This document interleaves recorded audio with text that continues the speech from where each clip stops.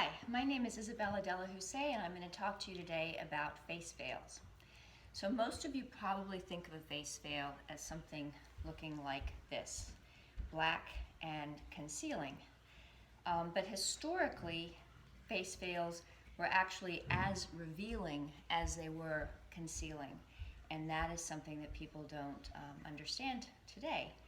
So what face veils revealed historically was the place that the woman came from, her tribal affiliation, her social status, her ability to her artistic ability. Most face veils historically were created by the women who wore them, so that you could tell sort of instantly, and even age, whether the woman was married. You could learn a tremendous amount just by seeing the face veil, and I'll show you some examples. This, for instance, is a Palestinian face veil. So it's absolutely typical of face veils worn in southern Palestine. Heavily embroidered at the top. The embroidery was meant to protect. That is a common theme across face veils from Africa, the Middle East, Central Asia. All of them were heavily embroidered because that was considered, it had the ability to protect the woman wearing it. You'll also notice on this face veil the coins. The coins would denote the woman's social status, what someone had paid, her husband had paid for her. So that was her wealth. I'll show you another typical Palestinian veil, just to give you a comparison. So this too is a Palestinian veil, but this is not from southern Palestine. You can tell that by the extent, the length of the veil, the extent of the gauze. You can see the coins, you can see the silver. All that is real Ottoman coin silver. This shows you that the woman was wealthy, and that the form that it takes. She's created this. It shows she had artistic talent. It says that she was married and that it does have coins on it. The bells that you see are meant to protect, as well as the embroidery. So this also tells you a lot about the Palestinian woman. I'll just show you one more veil from Palestine so you can get a sense.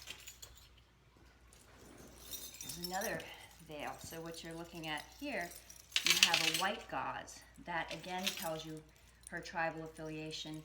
The beads are indicative of her tribe. All the women in her village or tribe would have had veils that had this beadwork. And you see other symbols. Sometimes you see symbols of fertility. You have different stones. And again, here you have a lot of silver. On a person that didn't have a lot of social status, you might have a veil with absolutely no silver. So that would tell you her social status.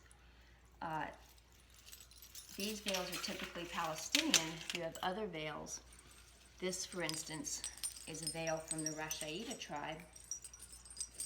This tribe starts in Saudi Arabia and then comes across the Red Sea into Africa. And this veil actually came from Sudan. And the same idea, you have embroidery, but you have the embroidery done in metal, which is the work of that tribe. But again, with the same idea that all that embroidery protects. You have the coins that are her bride's price, little triangular pieces that bring good luck. The length of it actually tells you her age. In this society, even today, girls veil from age 5. So from that age on, no male is allowed to see your adult face except your husband. So interestingly, they have interesting mating practices. So if a woman wants to have a man take notice of her, she will have her, obviously her veil on, and she can identify a piece of her chin to the man. And if he likes that piece of chin, then he can proceed to talk to her father about her bride's price. At any rate, the older the woman is, the longer the veil becomes. She continues to embroider So just the size of it tells you that she's an older person. Another thing that you might notice with these veils with the coins is that they make noise. So in the deserts in which these women lived, you could actually identify a woman by the sound of her veil. So every veil had a very unique sound. So again, very identifying. So the Rashaida veil that I just showed you is from Sudan. This is another Rashaida tribal veil. So the same tribe, but a different location. And you can see the metalwork is a lot of metalwork, but with beadwork instead of the type of metal embroidery thread they used. This veil is coming from the Rashaidas who live in what is now Saudi Arabia, and the coinage, you can tell the location in Saudi Arabia by the way it was stamped. So very typical of that region. You have other veils. This is a longer style. This would have told you immediately that the woman was from the Siwa Desert in Egypt, and you can see that it's not very heavily coined. She's probably not of a high social status, but the embroidery here is quite different. But every woman from the Siwa Desert would have a very similar, a long veil with similar style of embroidery that would tell you that she came from that location. It also tells you most of these veils that the women are 13 or over, because for the most part, aside from the Rashaida in Sudan, who veil from the age of 5, girls veiled from the age of 13, so from puberty. So you know the age, a girl below that would not wear a veil. So a different style I'll show you is this black horsehair veil. Now this veil is coming from Uzbekistan in the 1900s, and would have said that you were from an urban center in Uzbekistan, because only urban women veiled. The women in the countryside who had to work and couldn't be working the fields in something so cumbersome, did not wear veils, but they made the veils and then sold them in the city. Interestingly, none of these veils are really associated with religion. They're much more associated with tribal custom. And in this case, these Uzbek veils were worn by Jewish Muslims, by all the women in the community, regardless of their religion. So in Uzbekistan, at the same time, you had a type of veil that's known as a paranja. And this veil looks like a coat, but it's actually a face veil. So it would have been worn over the head and then covered the face, and you really can't see much when it's closed. You see there are pictures from the 1800s in Uzbekistan of school-age children, girls in the classroom, and all of them, have their paranjas pulled over their eyes. It's quite hard to imagine how they learned that they couldn't see anything. But anyway, this is typical Uzbek paranja from the 1800s. This veil is also, it's like a paranja. It's called a chirpi, but it identifies the wearer from Turkmenistan. So it would be worn in the same way. Cover the eyes. And these became popular in the later 1800s when, if women had to run out to the market and didn't have the time, tying up the face veils could be very cumbersome and time consuming. So if a woman had to rush out and get something, or if she had to answer the door, she could throw on a paranja much more easily and cover her face.